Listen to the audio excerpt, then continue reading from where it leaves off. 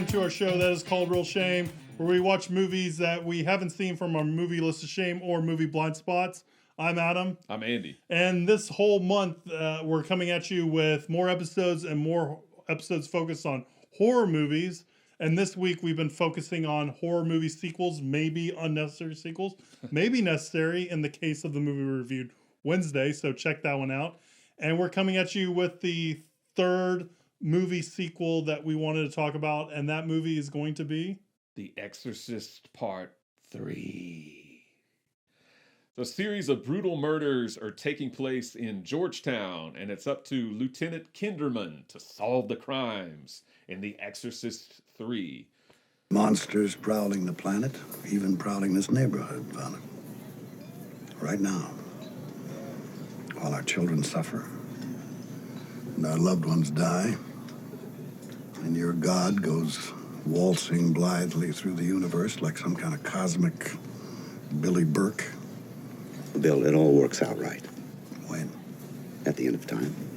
That soon? No, we're gonna be there. We're gonna live forever, Bill. We're spirits. Oh, I would love to believe that. So The Exorcist III was directed and written by William Peter Blatty. William Peter Blatty was the author of the original Exorcist. He wrote the novel.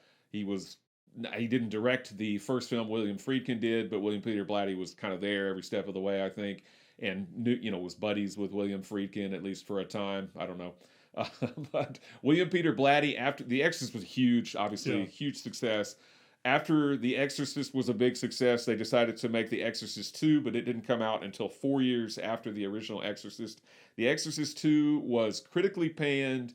It's a terrible film. I did watch it before I watched The Exorcist III, just because it's been a long time since... Actually, I'm not even sure if I've seen... or if I had seen The Exorcist II all the way through. I think I'd only watched a few. Good.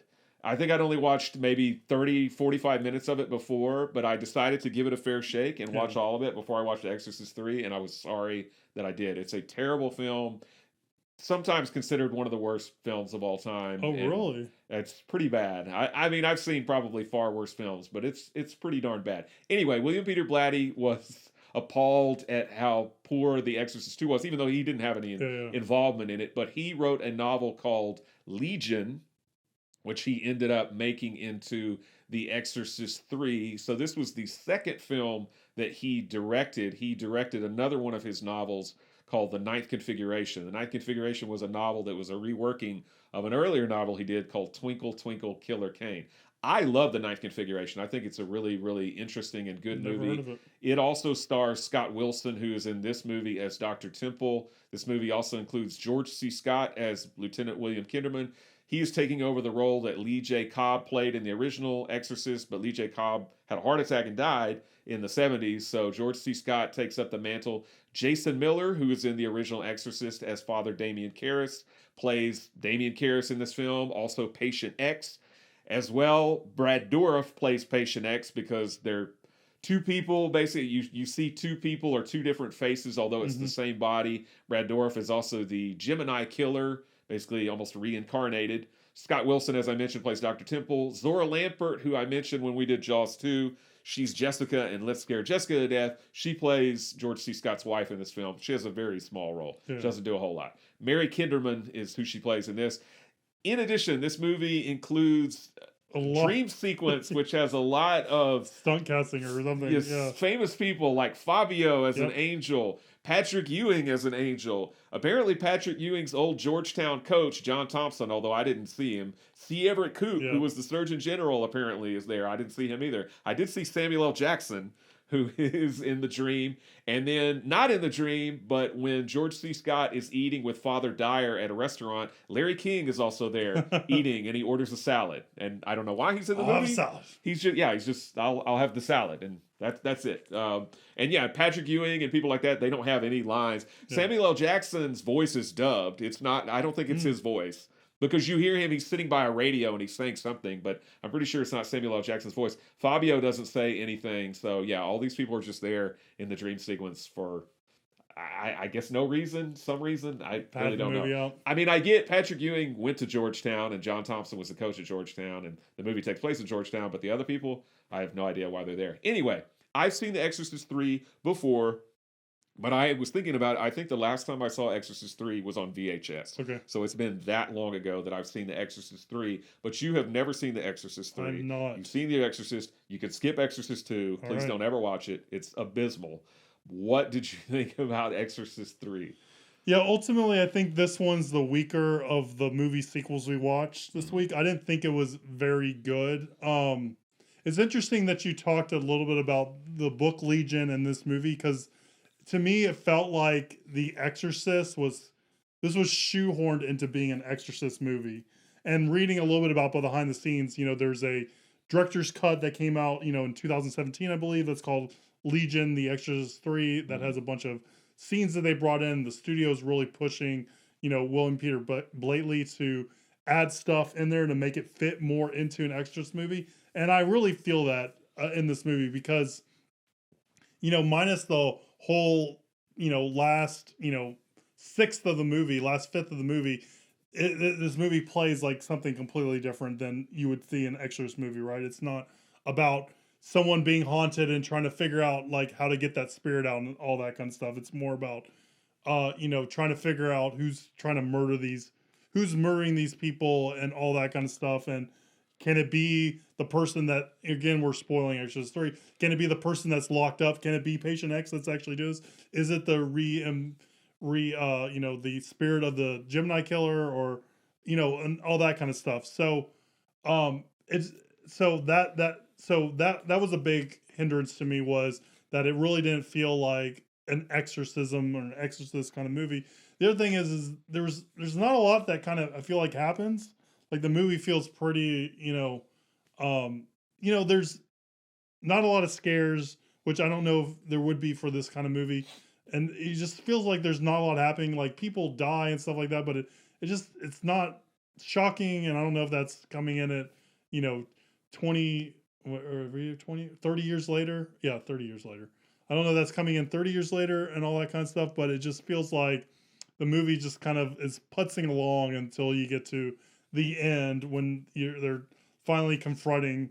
We have Reverend Mourning, or the Father Mourning. Father Mourning, yeah, that would be the right designation. Yeah. And then going after Patient X, that kind of stuff's happening there, but I think leading up to that, it really doesn't feel like a whole lot's going on. Yeah. So that's kind of where I am on it. I feel like I rambled, but hopefully there's something coherent in what I just said. Yes. All right, I'll take that. So that's kind of where I fall on it this time around. All right. I used to be much higher on this film when I saw it originally, but I'm not so much now. I think that there is a good film buried somewhere in this movie, but unfortunately, it's just brought down by uneven pacing, bad editing, weird flowery dialogue that I feel like it's very out of place. And there's people, sorry to interrupt you on that. There's people on the IMDb like reviews that are saying they love the writing, the prose of the dialogue, but it's nobody talks like that. Exactly. Right? I put that down. I think I put it down. Yeah, nobody talks like this. It seems really. Some of it seems like a holdover from the Ninth Configuration, and in that movie, the dialogue fits because you got a bunch of crazy people kind of running around, and they're all making soliloquies and doing weird things, including Scott Wilson's character in that movie. But in this movie, it just doesn't belong. I don't get it. And also, I think there's a lot of humor in this movie, some intentional, but much of it unintentional. I was cracking up at a lot of it, which I thought was. I read your note, and that one part in your note made me laugh. Spider-Woman?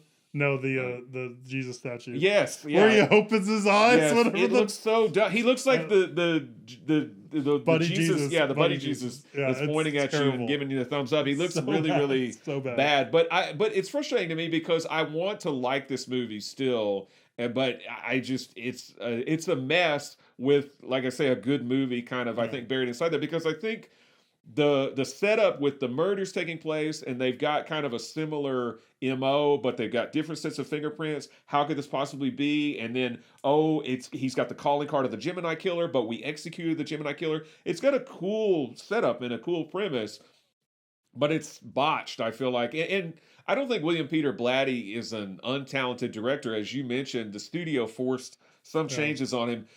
For instance, the Father Mourning thing coming in and doing the exorcism, apparently that wasn't in the original film. And he's only in like 3 scenes. Well, and he has, and you could tell that they shot those scenes and inserted them into the movie without any real context, because as the movie was going along, it would flash to him, and I would go, "Who is this guy?" Yeah. He has no contact with George C. Scott or anybody else, and then he just shows up at the end and tries to do an exorcism because the studio told William Peter Blatty, "Hey, dude, you've got to have an exorcism in the movie." Yeah. So he had to throw that in there, and it seems really out of place to me. Yep. Really, really out of place. But I remember seeing this when I was younger, the shears looking things. Those things are super scary. Those are cool. I wish they would use those more. And I know you get the idea that that's what he's been doing the murders with, but I wish you saw more. Like there's the scene where the person comes out with those and he's going after the girl. I'm not even I wanted sure to see more of that.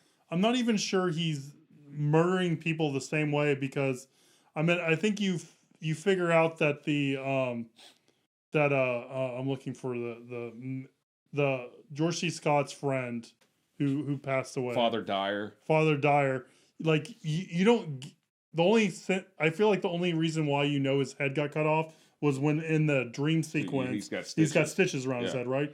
But one of the ladies was cut in half. Like he was the only one drained of all of his blood. Like it's all inconsistent how these people die. Yes, they get the Gemini. They're losing their index finger and they get the Gemini thing on their hand.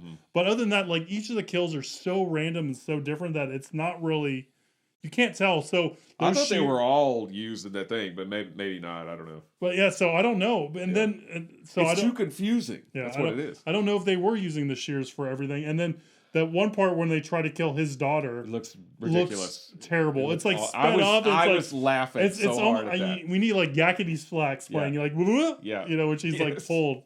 But so ridiculous. It's so bad. So bad. And then I remember a lot of people, and still to this day, a lot of people, for example, on a site like Reddit, talk about the woman crawling on the ceiling. Yeah. Which I don't know what the deal is with spider people, because there's a scene cut from the original Exorcist where Reagan walks down the stairs doing the backwards kind of spider walk. In this movie, you've got an old lady crawling around on the ceiling. I remember it being creepier when I was younger. Now I was just laughing at it. It looks so silly because she's going at double speed and everybody else is kind of moving. And it's like, what's the point of that? If we saw more of that, you do know that he is possessing these old people to kind of do his dirty work for him.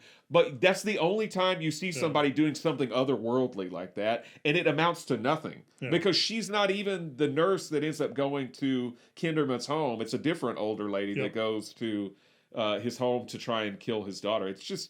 It's not good. It's just some weird random spider lady crawling.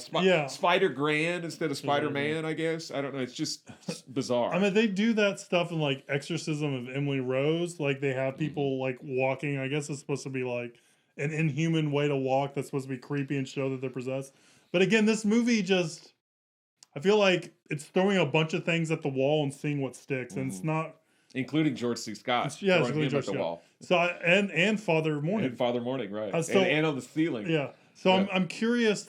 I'm curious if the book is like this or the book's more coherent and cohesive. Yeah. Right. Because this movie just feels like it doesn't feel like it has like I said, it's not cohesive. It just doesn't feel like it all fits together very well, in my opinion. Yeah, it's messy, and it's unfortunate, again, because I think that the setup and kind of the story about the whole Gemini killer possibly being or inhabiting the body of Father Damien Kears is interesting, but it's just doesn't work. And we get stuff like Devil in the Blue Dress, I think, kind of does that a little bit well, and then Frighteners, I think, does that well. There's movies that have kind of taken that and run with it that I think do that premise really well. And I'm saying that to say that that's it. I agree with you. Yeah. That's a very interesting premise. Yeah. I think it could be done as a good movie, but not as an exorcism movie, in my opinion, or this exorcism movie.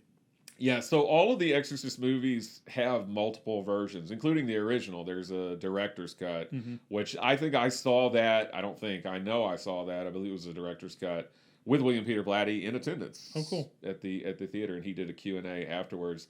And it was in Austin. A bat flew into the theater and was flying around the theater as he was doing the Q&A. So it was a little scary. A little spooky. Yeah, a little spooky. He wasn't on a hover round, was he? No, he wasn't Wilford Brimley. No, but Exorcist 2 has more than one version. I think there's a shorter, because the Exorcist 2 is about 2 hours. It has a shorter version. I watched the 2-hour-long version. I don't have any interest in watching the shorter version because the 2-hour version was so bad. And then Exorcist 3, as you mentioned, there's a director's cut or whatever where they put some of his other footage in, and they don't. His long lost footage that they said was missing for years, and then after he passed away, they kind of found it.